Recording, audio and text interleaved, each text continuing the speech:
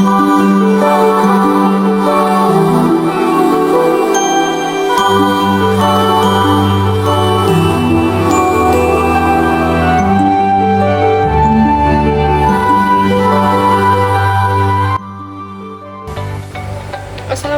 warahmatullahi wabarakatuh. Halo teman-teman, perkenalkan saya Kesha Umilia Hasanah dengan NIM 250160668.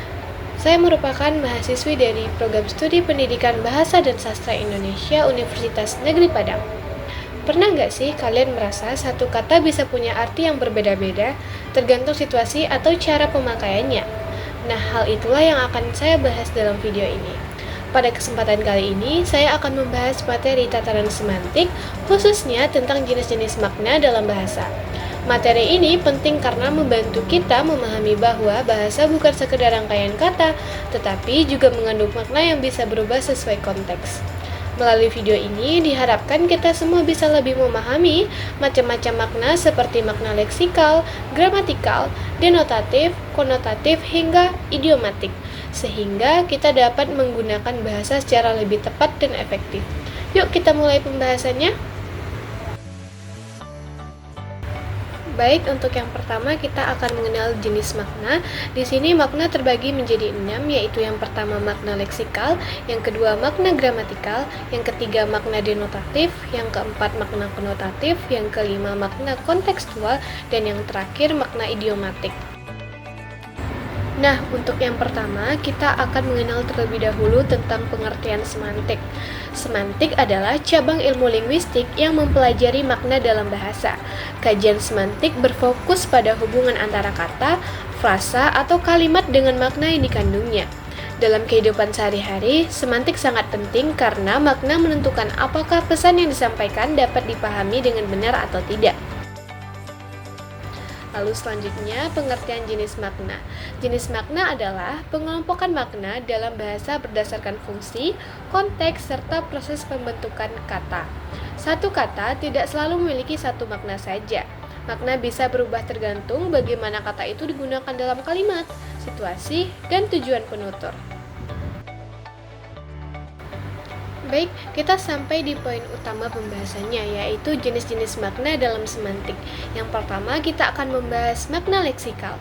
Nah, makna leksikal adalah makna dasar atau makna sebenarnya dari sebuah kata yang dapat ditemukan dalam kamus.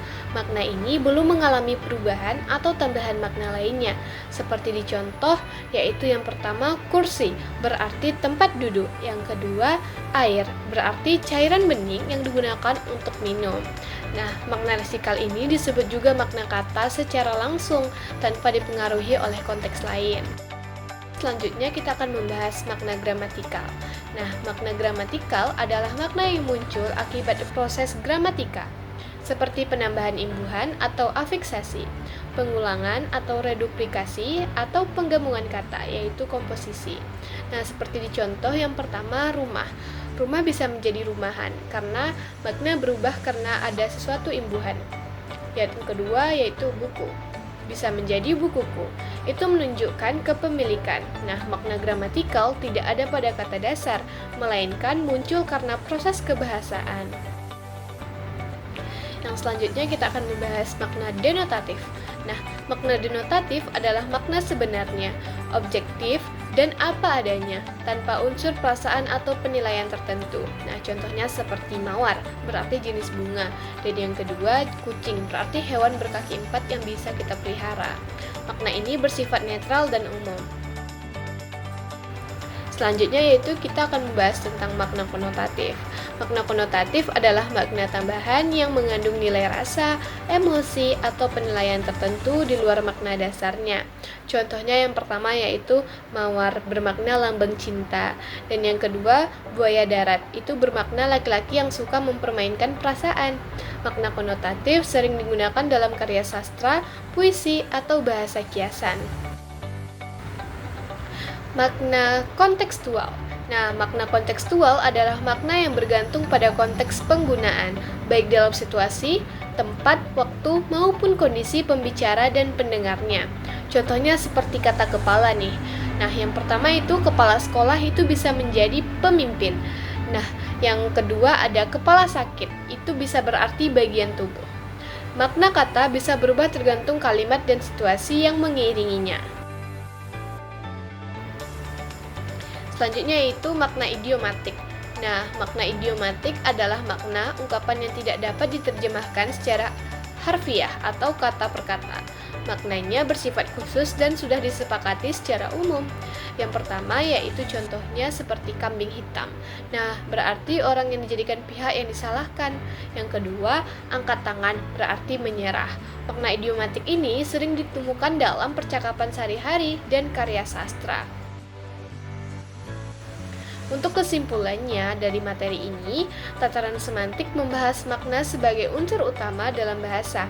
Makna tidak selalu bersifat tunggal, melainkan dapat berbeda-beda tergantung pada bentuk kata, proses gramatika, konteks penggunaan, serta nilai rasa yang menyertainya. Oleh karena itu, satu kata dapat memiliki makna yang beragam dalam situasi yang berbeda. Pemahaman terhadap jenis-jenis makna seperti makna leksikal, gramatikal, denotatif, konotatif, dan kontekstual, dan idiomatik membantu kita menggunakan bahasa secara lebih tepat dan efektif. Dengan memahami semantik, kita tidak hanya mengerti arti kata secara harfiah saja, tetapi juga mampu menangkap maksud, pesan, dan nuansa yang ingin disampaikan dalam komunikasi sehari-hari maupun dalam teks ilmiah dan sastra. Nah, kita sudah sampai di penutup nih. Pemahaman tentang jenis-jenis makna dalam putaran semantik sangat penting untuk membantu kita memahami bahasa secara lebih dalam. Dengan memahami makna leksikal, gramatikal, denotatif, konotatif, kontekstual, dan idiomatik, komunikasi dapat berlangsung dengan lebih tepat, efektif, dan tidak menimbulkan kesalahpahaman lagi. See you next video.